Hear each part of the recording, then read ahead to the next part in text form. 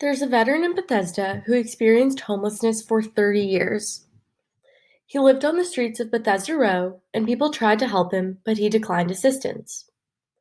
When this assistance came from government organizations, it always came with a catch. For example, if you want an apartment, you need to sign these papers. After coming back from the military to a country that didn't help him when he needed it the most, he lost all of his trust in our government.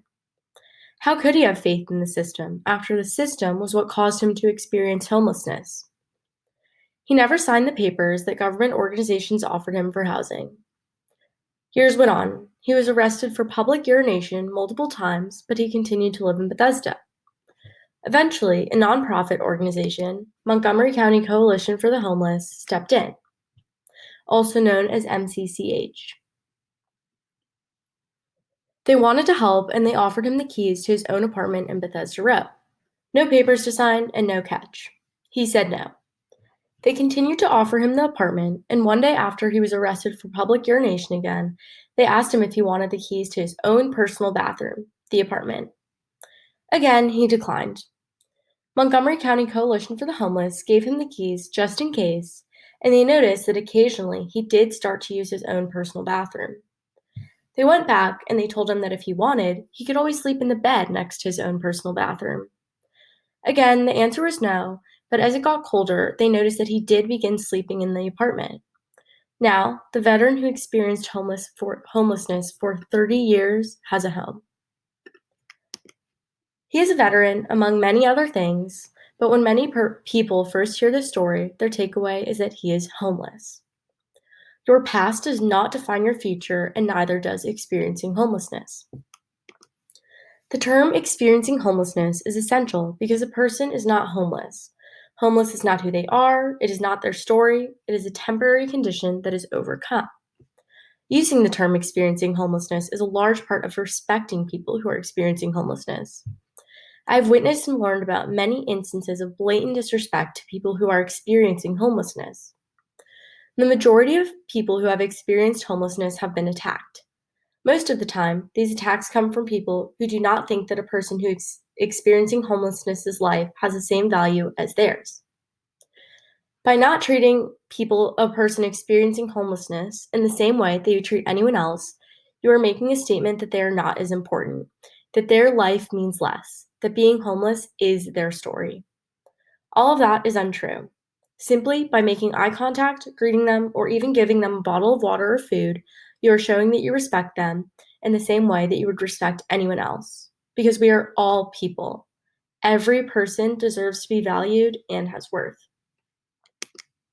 At Bullis, students in the National Honor Society demonstrated their respect for people experiencing homelessness by donating meals to Stepping Stones Shelter. It is an incredible organization that houses families quickly and works to find them long-term housing. I know we don't all live in Montgomery County here, but if you do, you should be proud. Montgomery County was one of the first 4 jurisdictions in the country to end veteran homelessness. Veteran homelessness was ended in 2016, and it means that it is now rare, brief, and non-reoccurring. MCCH has demonstrated that if an organization focuses on ending homelessness for one specific group, like veterans, they can end homelessness for that group. Since then, MCCH has worked to prove this theory with people experiencing chronic homelessness, which is long-term homelessness, and families. Next, they hope to end homelessness for people of color. Ending homelessness for people of color is vital not only for our country, but the county. According to Montgomery County Coalition for the Homeless, about 18% of Montgomery County's population is African American, yet they make up 70% of people experiencing homelessness in Montgomery County. This is a direct result of systemic racism, politics, and policies that have been in place for far too long in our country. MCCH is not only working to end homelessness, but they are committed to working to change policy that addresses the root of the problem. In our country, single men are 3 times as likely to become homeless compared to single women, human conditions and diseases states. This could be directly correlated to the high number of people who experience homelessness after leaving prison in our country. Again, another failure of our country's policies and system. The National Alliance to End Homelessness cites that compared to white Americans, Pacific Islanders, Native Americans, Black Americans, multiracial Americans, and Hispanics are the most likely to experience homelessness. This is problematic because even though these are minority groups, they have higher rates of homelessness than majority groups. Stereotypes about mental health also come with stereotypes about homelessness. According to The Guardian, in the US, about 45% of the people experiencing homelessness have a mental problem, and about 25% are seriously mentally ill. People are unable to get the mental help they need.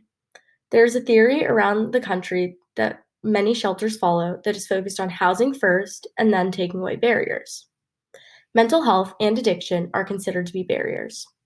Once a person is housed, they can focus on combating those barriers. However, mental health help is expensive, a stigma surrounds it, and shelters have very limited resources of mental health experts. In Trieste, Italy, they have significantly reduced the number of people experiencing homelessness by focusing on mental health. The country passed legislation that turned state mental hospitals into community-based mental health services. Legislation similar to this could significantly decrease the number of people experiencing homelessness in the US. So what can you do? You can start by changing your vocabulary. The easy switch of using the word homeless to experiencing homelessness is an important sign of respect. A combination of volunteering, altering our mindsets, and understanding that experiencing homelessness is not permanent can help to reduce the stigma that surrounds experiencing homelessness in our country and eventually end homelessness. Thank you.